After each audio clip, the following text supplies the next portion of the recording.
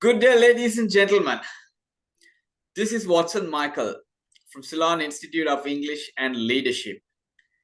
And once again, we're glad to have Dr. Gary DePaul back with us. So, he's the Executive Leadership Development Consultant at Gary DePaul Leadership, the Distinguished Principal Research Fellow at the Conference Board, and he's the Adjunct Professor, the Department of Educational Leadership at the University of North Carolina at Charlotte. And today we're going to have a very interesting conversation. It's all about toxic work environment, which many people are facing around the world. Gary, how are you doing today? I'm doing great. Thank you for having me again. It's an honor, absolute honor. So Gary, we went through a couple of articles. One was on Forbes and the other one was a HBR article. What does the word exactly toxic mean to you? Yeah, well, think about it like this. A snake bite or a spider bite. Yeah. What they produce is toxic, something that's introduced into the body that's unwelcomed. Yeah. And it spreads widely throughout the body, and but it can be gradual, it can be subtle, but it's harmful. Yes. That's that's the toxicity, and that is what you experience instead of something physical. Yeah, you experience something emotional. Yes, totally, I agree with you, because who wants to get bit by a snake, right? None of us want to get bit by a snake. Right. Yeah, and there's some snakes in work environments that can very subtly wear on you. Oh yes. And they do it with unethical practices. They manipulate by using rewards and punishments. And they take credit for work that you do. I've seen executives or department heads where they would tell all their employees, you are not allowed to talk to any executives in our company. And if you do, then you'll face some negative consequences. I mean, that's all about control. I've seen an executive VP where he would take the company, he would have the technology department give them copies of everyone's chats, corporate chats. My goodness. But he did not tell anyone. The technology department broke the news to the employees. Someone explained what he was trying to do. Yeah. I mean, it's those types of behaviors that we're talking about, and the outcome is burnout, anxiety, stress, and physical health problems. Very true. Now, especially in the US, the HBR article, if I'm not, they said the US Department of Labor said that 4.4 million people quit their jobs this April. So, I mean, like, is it effective if you communicate with your line manager or supervisor? Because let me get back and tell you an incident of mine. Like, so when I was in corporate, I started my first job in 2009, right? So there were like levels above. So they had these level categories, like, the directors. They were like, some were simple, but some had a level head. They never cared us much, right? And they had that, okay, I'm a director and I work on this type of a level. And they were rude, sometimes scolding unnecessarily, and it was very unpleasant. So after that, I moved to another organization because that was my first organization. The main reason I moved was because I completed 3 years there, and I moved for career progression. And even still, I had noticed there were some directors and like there were VPs, AVPs as well, but some were very down to earth. But some had it in their head, okay, we have this position. Even some directors, like, they didn't care. We had this position, right? So it was I felt even in certain places, like even the employees say, like, why do you need to have a closed door? You can have an open door policy, right? Yeah, yeah.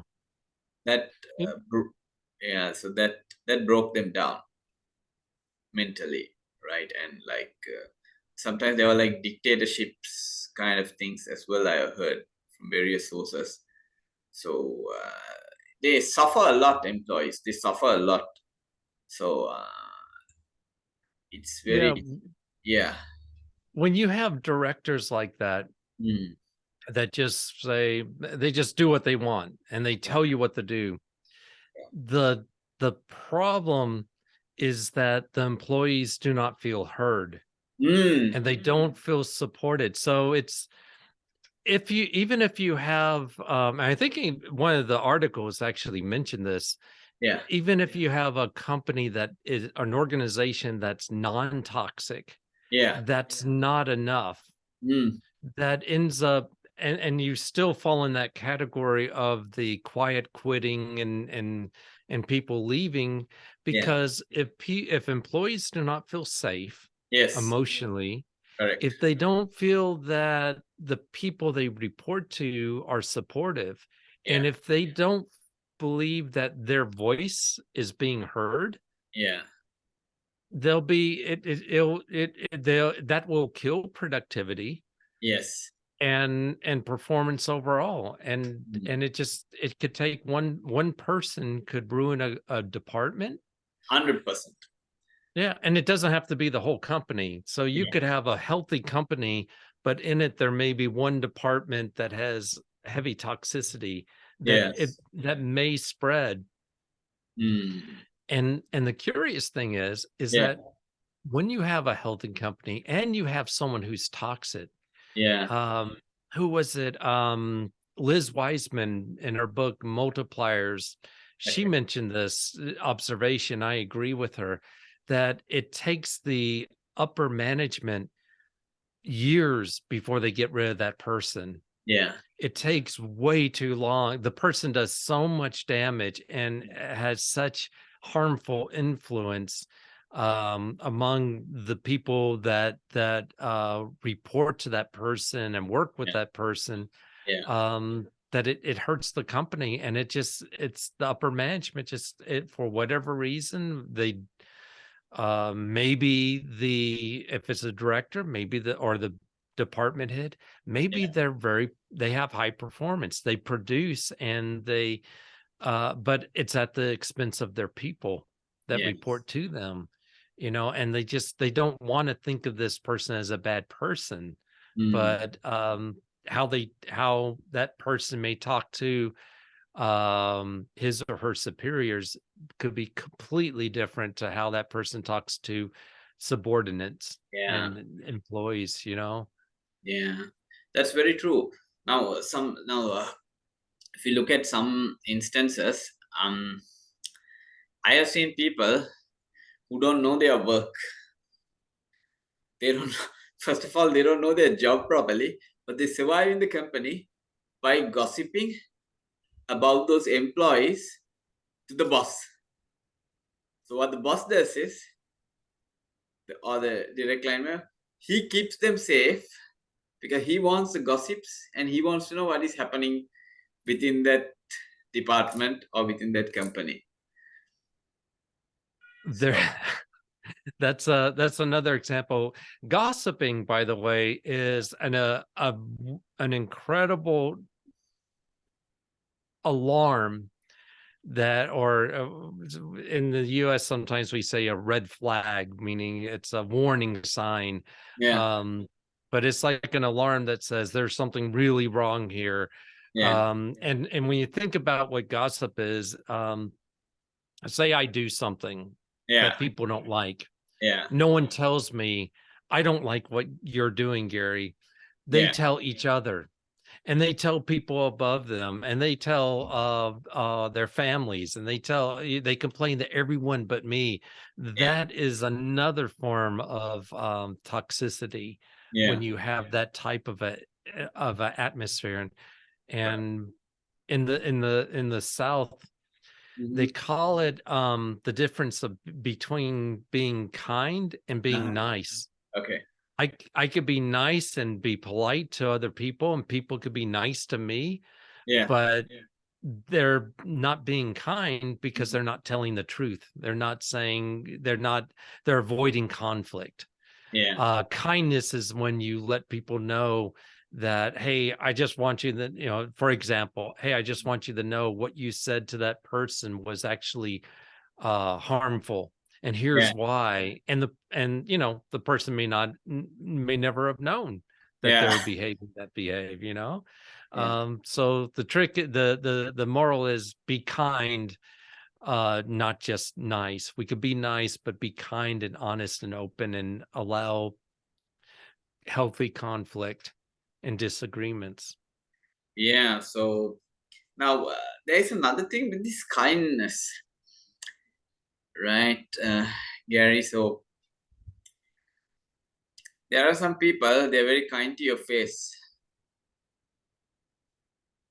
but if you make a small mistake or if there is a complaint about you, they take that and go back again to the boss and they give that information. They show you one side and they tell the boss another side. Yeah, that's being nice. That's Mm. not being kind. So that's the difference. Nice is That's the too difference. okay. Nice is too good for that's a too good name for that actually. Yeah, I'll be nice to you in person, but when I'm not with you, I'm going to tell everyone what a terrible person you are. If I'm being kind, I will say, "Hey, I have this problem about your behavior or Mm. something you did."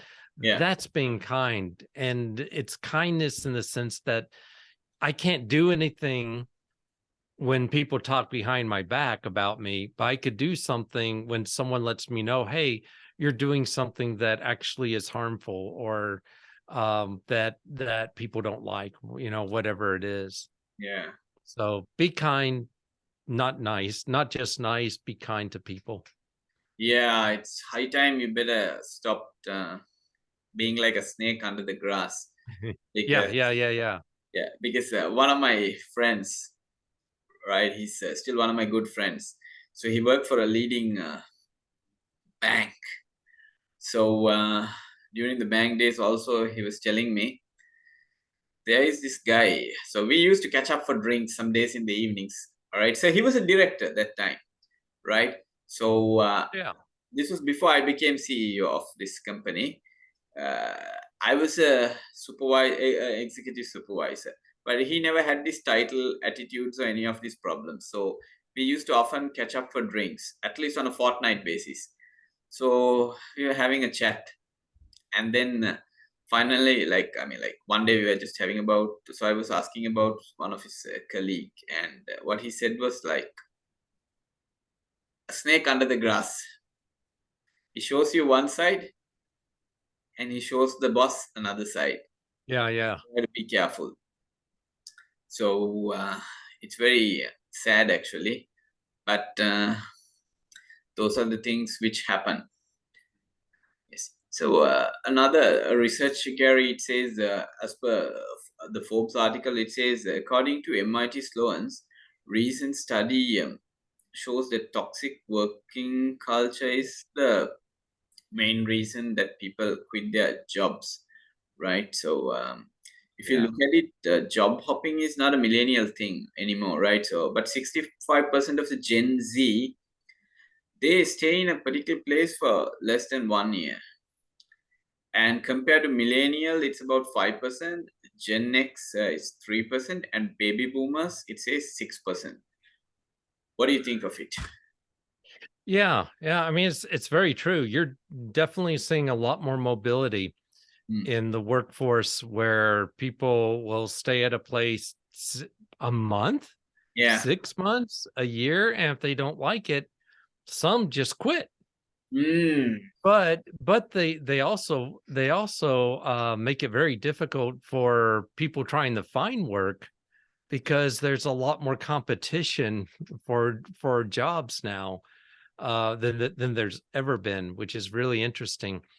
I think there was also a comment in the article that people won't necessarily quit because of pay Yeah. or because of work-life balance, but boy, if you have toxicity, Yeah. that people are not as tolerant to those types of unethical practices and manipulations that Yeah. that people that they used to. Yeah. It used to be a lot more tolerant. Yeah. The nice thing, I guess, one of the positives from the pandemic Yeah. is it's exposed. People are a lot more reflective, Yeah. and they don't fall into inertia. And what I mean by inertia is a tendency to do nothing. Okay. So if I asked you, uh, why are you with this company? I mean, not, I know you're the CEO, but Yeah. ask someone, why are you with the company? They'll say, um, it's because the company has a great purpose. Yeah. I enjoy the work. Yeah. Those are the positives, or it's helping me develop my career. Those are all direct motivators. Yeah. But you might hear also, um, I don't know why I'm here, Yeah. or the effort to find another job is greater than the effort of just staying here. And Yes. it's just so much easier for me to just be here and do this job. Yeah. That's inertia. That's where you have no idea why you're doing the work. And when you have someone that's suffering from inertia, Yeah. quitting and staying or quiet quitting, I think is the new phrase for it. But it's a big block Yeah. of employees where they're not being as productive Yeah. as they could be. Their performance is not stellar. They don't, and it's if you had those previous motivators like purpose, Yeah. enjoyment of the work, the play of the work, Yeah. it's helping you personally, Yeah. then you'll have more opportunities for people being creative, Yeah. innovative, and actually enjoy the work that they do. But the other end, if it's the negative, the indirect motivators of money, of emotional stress, Yes. that and those are the things that really bring companies down and hurt the performance. Absolutely. So that's very true. Now, sometimes we notice like some people, when you're qualified, highly qualified, they don't like it. They are jealous, right? And especially some people, like if you're very young and even you're qualified, if the senior person is not a qualified person, they don't like it. They don't like it. So Yeah, think of people don't like extremes. They mm, want everyone being about the same. mm, And if you are really brilliant, if yeah, you're brilliant, if you're creative, if you can really do the job well, people resent that. I mm, mean, not everyone does, but the tendency is to control that person, hold that person down. yeah, If you're in a command and control environment, a toxic environment, yeah, and try to control that person with and it just hurts the whole company as a whole when that happens, but it happens.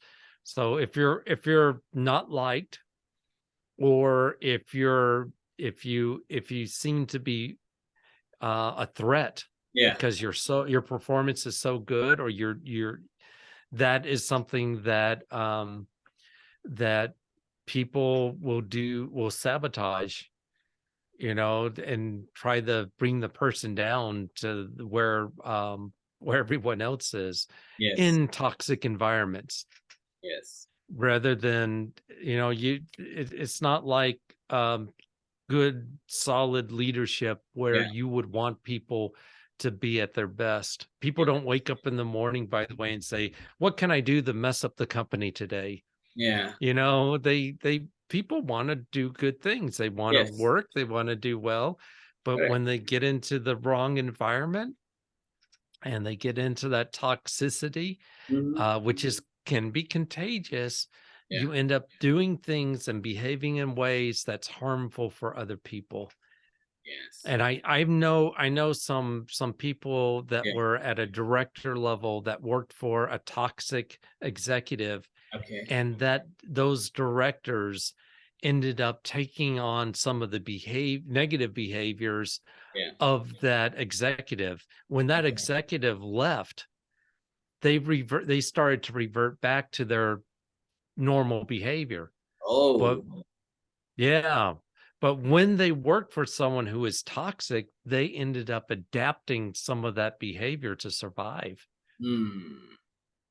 Wow. So it's really interesting. And I've seen good people turn bad, Yeah. that Yeah. just over the years, just because of being in those types of environments.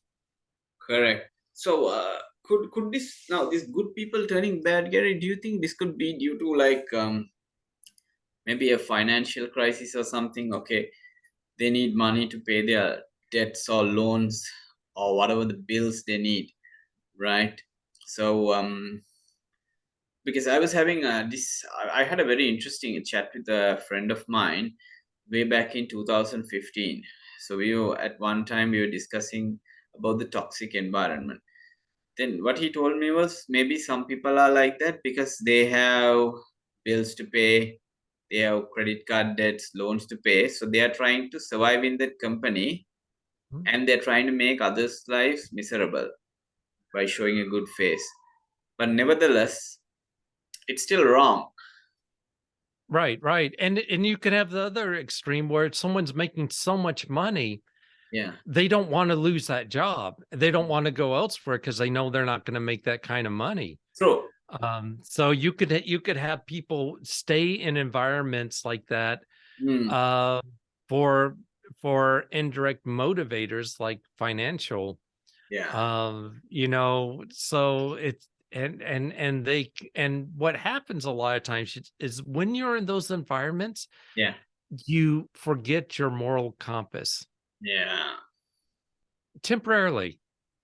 And it's when someone reminds us of our moral compass, of our of those of behaving appropriately, Yeah. uh that alone could trigger positive behaviors. Yes.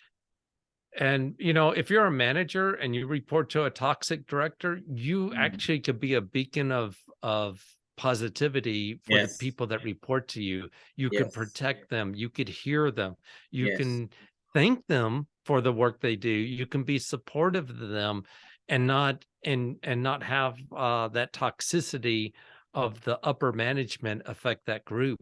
Yeah. So you could have a company where you have pockets of toxicity, and pockets of healthy groups, Hmm. just because of the people Yeah. that that have an influence over those that they work with, that they could be positive or negative. Yeah, totally. So there is something which I follow.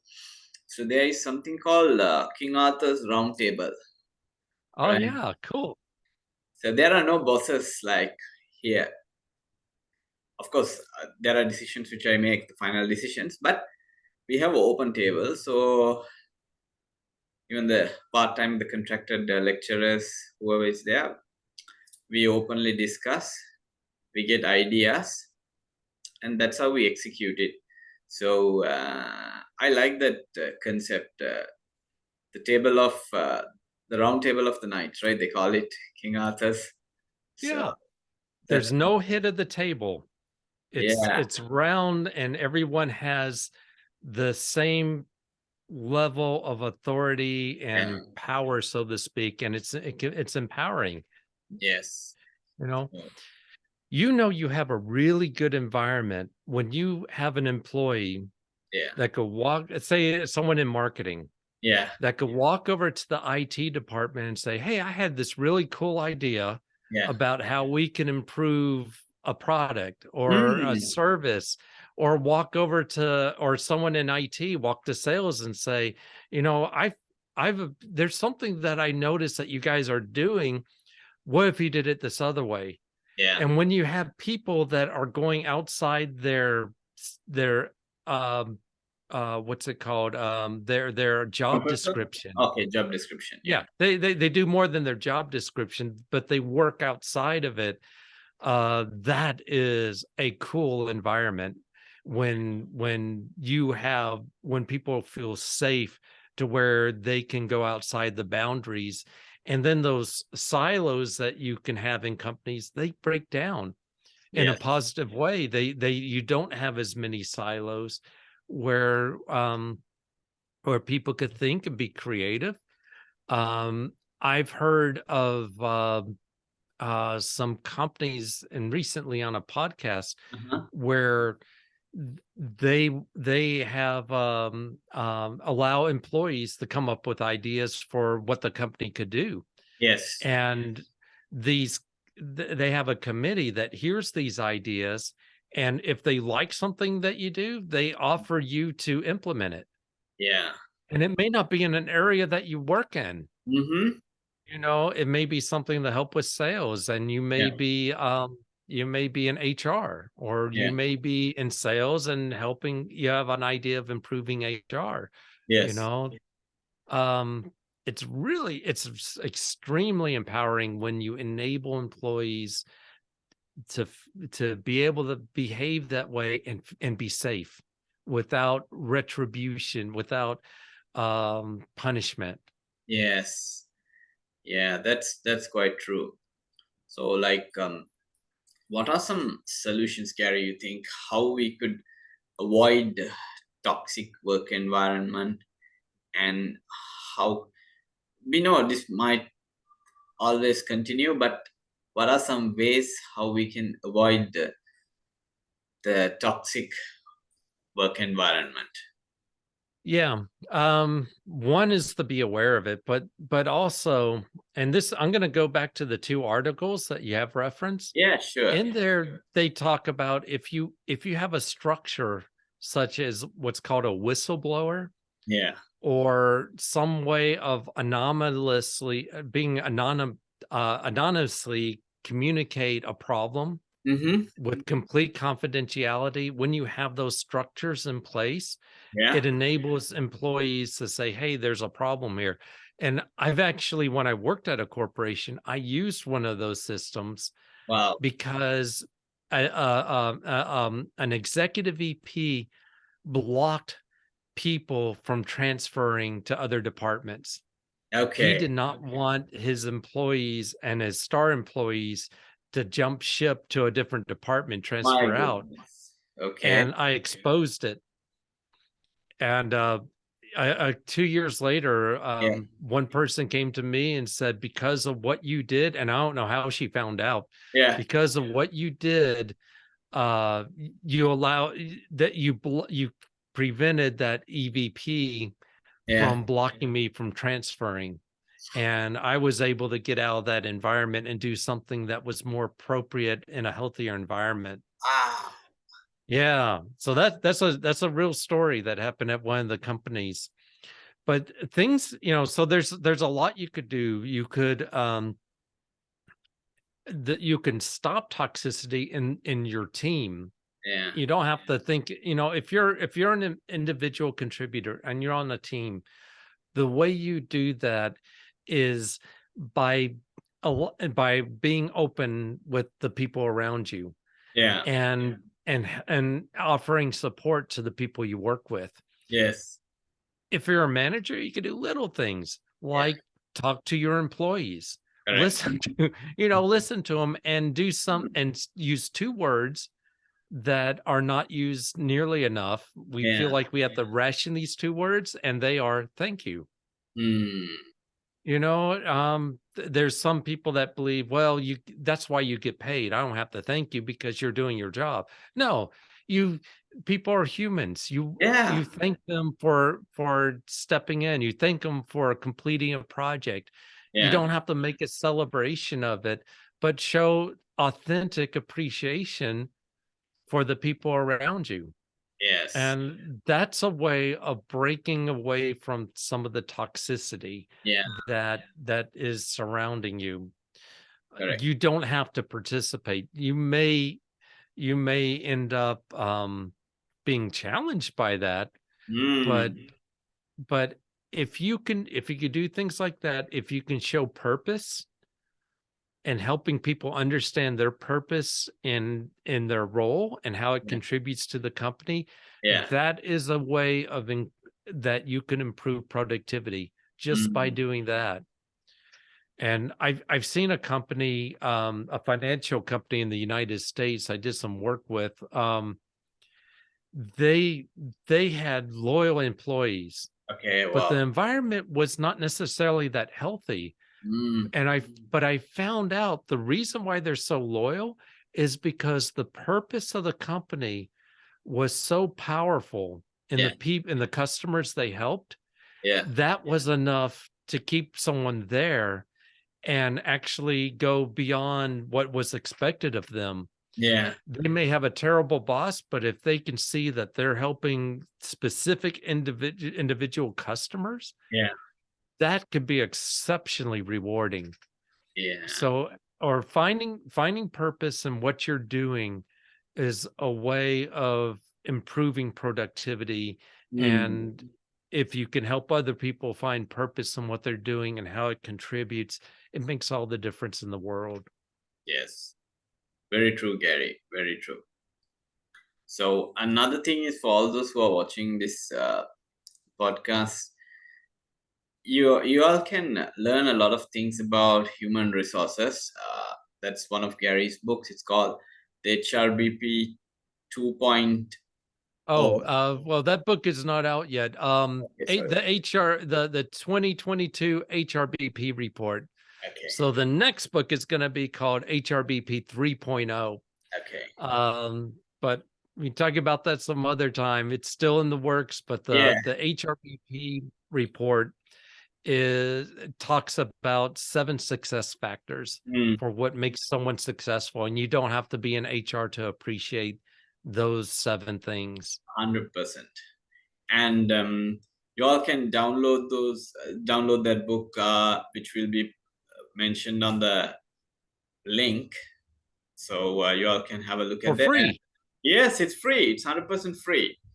And Gary has another interesting book as well. It's called What the Heck is Leadership?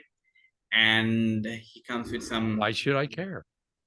Yeah. What the heck is leadership? And why should I care? Why should I care?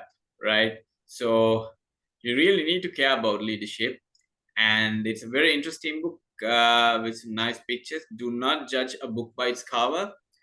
But it has some very interesting stories where Gary has mentioned some of the things which had happened to him.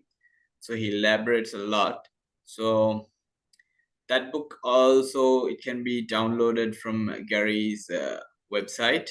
It's a you have to buy it. That one you have to buy, but there's some resources on the website that you can download. There are some resources you can get it related to the book. Related to the book. But the book, you can get it on Amazon Kindle.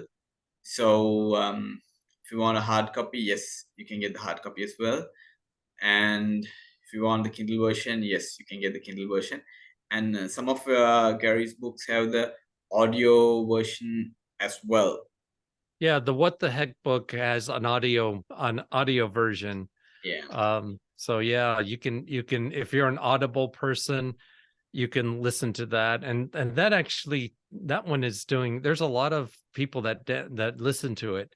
you know, so it's a different way of getting the information, you know. Yes. So whether you're at the gym or whether you're driving, you can listen to it, right? So that's about it. So Gary, you want to say any final message to all those watching? Yeah, you know, if my encouragement is, and let's go back to something you and I have talked about and just really briefly mention it. Sure. If you want to excel in leadership or anything else, you have to learn, and you have to be a continuous learner. Yes. When you're watching videos like this or listening to the podcasts, you're continuously learning, and continuous learning is like this a huge part of leadership. Yes. You have to continue. In fact, it's a principle. You have to continually learn. And that's why you need people like Watson and his organization. Thank you. Find those opportunities to develop yourself and never stop. You know, keep doing it.